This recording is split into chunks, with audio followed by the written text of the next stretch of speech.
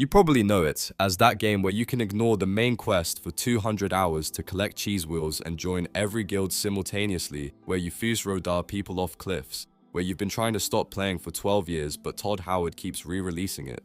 Because yeah, there are dragons and magic, and you can become a werewolf. But underneath all that fantasy nonsense, there's this incredibly nuanced civil war happening, and both sides are basically running competing nationalist movements, each trying to define what it means to belong in Skyrim. The Stormcloaks are screaming, Skyrim belongs to the Nords, while the Empire's like, actually Skyrim belongs to this multi-ethnic political union we've built. And the game just lets you sit in that tension without telling you who's right. So today, we're putting on our political theory glasses and diving into how Skyrim depicts nationalism not as this simple good versus evil thing, but as the messy, complicated force that people use to build identity, justify violence, and rewrite history to make themselves the heroes. This is going to be part video essay, part accidental political science lecture, but I promise it's way more interesting than it sounds. Let's get into it. Chapter 1. You're not just picking a side, you're picking a nationalism. So the game starts, right? You're on a cart, headed to your execution classic Skyrim opening that everyone's seen a million times, but listen to what's actually happening. You're caught in an imperial ambush meant for Ulfric Stormcloak, the leader of a nationalist rebellion. The Imperials are so desperate to end this civil war that they're about to execute you, a random nobody, just because you were in the wrong place at the wrong time. Then a dragon attacks, which, interrupts the whole beheading situation. But before that happens, you get this crash course in Skyrim's political landscape. Ulfric's there, defiant, talking about Skyrim's freedom. The Imperials are rigid, bureaucratic, following orders, and everyone's angry at everyone else for reasons that clearly go way deeper than just war. From minute one, the game is asking you, who do you think should control Skyrim? And more importantly, what even is Skyrim? Is it an ethnic homeland for Nords, or is it a province in a multiracial empire? That's not a fantasy question, that's a nationalism question, and it's the same question that real-world nations have been killing each other over for centuries. The genius of Skyrim is that it gives you two completely different answers, makes both of them sound reasonable if you squint, and then forces you to live in a world shaped by whichever answer wins. Chapter 2. What even is nationalism? The boring but necessary theory bit. Okay, quick detour into political science 101. I promise this is relevant and not as boring as it sounds. Nationalism is basically the idea that groups of people, nations, have the right to self-determination and sovereignty. But here's where it gets messy. Nations aren't natural, they're constructed. Someone has to decide, what makes you part of this nation? Is it where you were born, your ethnicity, the language you speak, your religion, whether you pay taxes to the right government? Political theorists generally break nationalism into two types. Ethnic nationalism, your nation is defined by blood, ancestry, shared heritage. You belong because of who you are, your ethnicity, your lineage. This is the our ancestors lived here for thousands of years type. Civic nationalism. Your nation is defined by laws, institutions, citizenship. You belong because of what you participate in. The government, the legal system, the shared political project. Neither is inherently good or evil, but they lead to very different ideas about who gets to belong. And Skyrim gives you both types fighting a war over the same territory. The Stormcloaks are ethnic nationalists. Skyrim belongs to the Nords. It's right there in their slogan, the Empire is civic nationalist. They're arguing for unity under a shared legal and political structure, regardless of race. And both of them think they're the obvious good guys. Chapter 3. Ulfric Stormcloak, or How to Build an Ethnic Nationalist Movement in 5 Easy Steps. Let's talk about Ulfric, charismatic leader war hero, killed the High King with his voice, rallying Nords to throw off imperial oppression and reclaim their homeland. If you just listen to his speeches, he sounds pretty reasonable. Like, the Empire did ban Talos worship to appease the Thalmor. They are occupying Skyrim with foreign legions. Nords have been pushed around by outside powers for years, but then you go to Windhelm, Ulfric's capital, and you see what his nationalism actually looks like in practice. The Dark Elves live in a slum called the Grey Quarter. They've been in Windhelm for 200 years, but they're still treated like outsiders. The Argonians aren't even allowed inside the city walls. They have to live on the docks. There's this NPC, Rolf Stonefist, who literally harasses Dunmer in the streets, and Ulfric does nothing, because Rolf's a Nord. And in Ulfric's vision of Skyrim, Nords come first. This is ethnic nationalism taken to its logical conclusion. Belonging isn't about where you live or what you contribute, it's about ancestry bloodline. True Nords. And here's the thing, this isn't just Ulfric being personally racist, it's structural. His entire movement is built on the idea that Skyrim has a rightful ethnic owner and everyone else is a guest at best and invader at worst. He's constructed this narrative where Nords are the indigenous people of Skyrim, technically true, sort of. The Empire is a foreign occupier, debatable, it's complicated. Talos is the symbol of Nordic identity, invented tradition.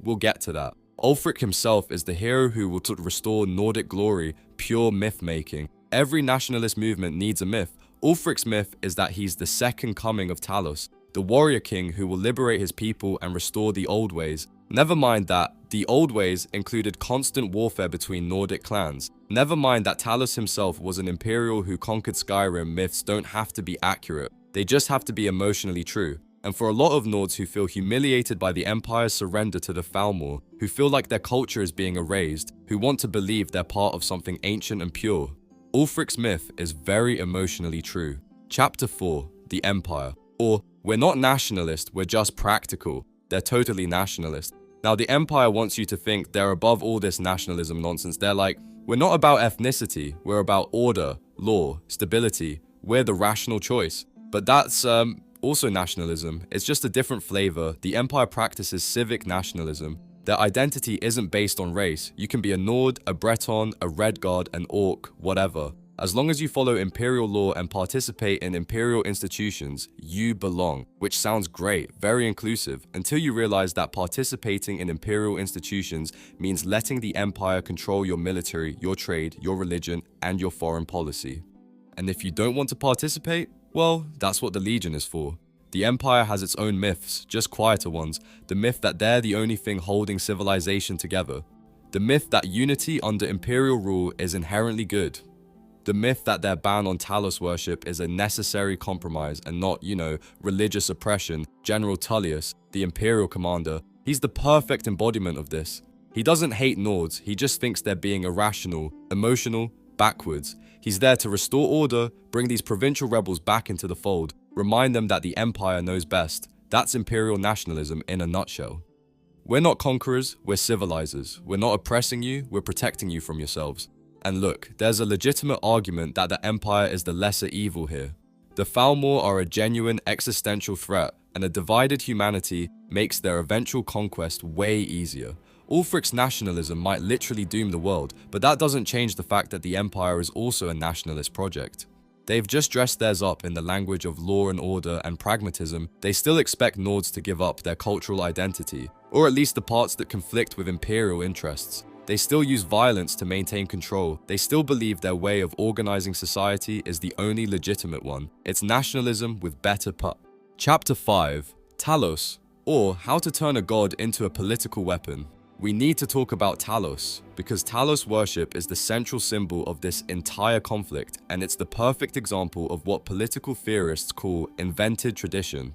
Here's the thing, Talos, also known as Tiber Septim, he wasn't even a Nord. He was probably a Breton, or an Atmaran, or maybe a Dragonborn from another Kalpa. The lore is deliberately vague, but what we know is that he conquered Skyrim, founded the Empire, became a god, and then centuries later got retconned into a symbol of Nordic ethnic identity. The Stormcloaks act like Talos worship is this ancient sacred Nordic tradition, but it's really not. It's a fairly recent religious development that got weaponized into a nationalist symbol when the Empire bans Talos worship because the Thalmor demanded it as part of the White Gold Concordat. It's not really about religion, it's about sovereignty. It's about who gets to decide what's sacred in Skyrim. For Ulfric, defending Talos is defending Nordic identity itself. Never mind that most Nords didn't actually worship Talos that much before the ban. Once it was forbidden, it became a rallying point. This is Nationalism 101. Take something that was kind of important, make it illegal, and watch it transform into the core of your ethnic identity. The Empire, meanwhile, is trying to frame the ban as pragmatic. Yes, we banned your god, but we did it to prevent a war with the Thalmor that we'd lose. It's a temporary compromise, you'll get Talos back eventually. But you can't actually believe that and also believe religious freedom matters, right? Either Talos worship is a fundamental right, or it's negotiable. The Empire chose negotiable. Both sides have turned Talos into a symbol, and neither one actually cares about the theology, they care about what Talos represents. For the Stormcloaks, Nordic sovereignty and resistance to foreign control. For the Empire, the cost of maintaining order in a hostile world, and for the Falmor. Oh, they love this, because as long as humans are killing each other over Talos, they're not organizing against the actual threat. Chapter 6. Windhelm versus Solitude. 2 cities, 2 nationalisms. If you want to see the difference between these nationalist visions, just look at the capital city's Windhelm is Ulfric's seat of power. It's ancient, cold, built from stone that's been there since the First Era. It feels old, mythic, pure. And it's also segregated as hell. The Dunmer live in the Grey Quarter in poverty. The Argonians can't even enter the city. The Nordic upper class lives in the Palace of the Kings, drinking mead and talking about the glory days. This is ethnic nationalism's urban planning, hierarchy based on blood. The city's architecture literally reflects who belongs and who doesn't. Solitude, the imperial capital, is completely different. It's diverse. You've got Nords, Bretons, Imperials, even Altmer walking around freely. There's a Redguard blacksmith, a Bosmer Fletcher, a Dunmer apothecary. The city is cosmopolitan, connected to the broader empire. But it's also run by a Jarl who's completely loyal to the Empire, who executes a Stormcloak sympathizer in the town square on your first visit. The message is clear. You can be any race you want as long as you obey Imperial law. This is civic nationalism's urban planning, diversity under authority. The city's openness depends on everyone accepting who's in charge. Neither city is fully free. They've just chosen different things to be unfree about. Chapter 7, the Civil War, or who gets to define belonging. So you've got these 2 nationalist movements fighting over the same territory, and the question at the heart of it is deceptively simple. Who belongs in Skyrim? Is it the Nords by ancestral right, or is it anyone who participates in Skyrim's political and economic life? And more importantly, who gets to decide? This is the core conflict of every nationalist struggle. It's not really about borders or resources or even ideology. It's about who has the authority to define the nation. Ulfric says, I speak for the true Nords, the inheritors of this land, and we say Skyrim belongs to us. The Empire says, we speak for the legal and political structure that's governed Skyrim for centuries, and we say Skyrim belongs to the Empire, and the game never tells you who's right. It just shows you the consequences of both positions. If the Stormcloaks win, you get an ethnically defined nation-state that's hostile to outsiders and probably too weak to resist the Falmor. If the Empire wins, you get a diverse, stable province that's had its cultural autonomy crushed and its god banned by foreign powers. Both outcomes suck, just in different ways. Chapter 8, the Dragonborn, or the person with no nation, and then there's you, the Dragonborn. You're this prophesied hero with the soul of a dragon and the power to save the world. You can join either side of the Civil War or neither. You can be any race. You can worship any god. You exist outside the nationalist frameworks that define everyone else, and that's kind of the point, right? The Dragonborn is the ultimate outsider-insider. You have more right to rule Skyrim than anyone. You're literally chosen by prophecy. You can shout kings off mountains. But you're also not defined by any of the ethnic or civic categories everyone else is fighting over. You're a walking refutation of nationalism itself, and the game lets you choose. Do you use that power to support one nationalist vision, or do you just ignore the whole thing and go kill dragons? Most players, let's be honest, ignore it, because the Civil War questline is kind of boring compared to the Thieves Guild, but thematically, the Dragonborn represents the possibility of identity beyond nationalism, of belonging that's not tied to blood or law or institutional power. You're a person without a nation who has the power to reshape one. And what you do with that power, whether you even engage with it, that's the final question the game asks. Skyrim is a game about shouting at dragons. Also, apparently, a graduate level seminar on how nations construct themselves through mythology, exclude others through policy, and fight wars over competing definitions of belonging.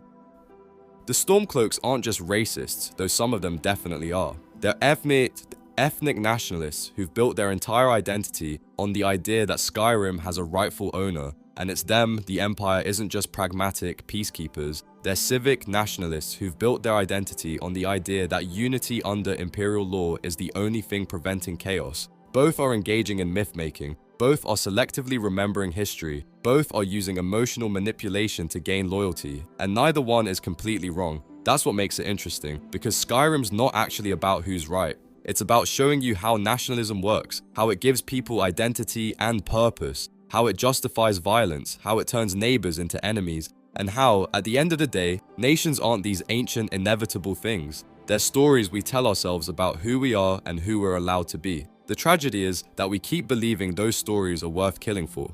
Anyway, go play Skyrim, join the Stormcloaks, or the Empire, or neither, the game doesn't care, but maybe think about why you're choosing what you're choosing, what kind of nationalism you're comfortable with, what kind of belonging you think matters, and then go steal some sweet rolls and ignore the main quest for another 200 hours. You've earned it. Let me know in the comments, Stormcloaks or Empire?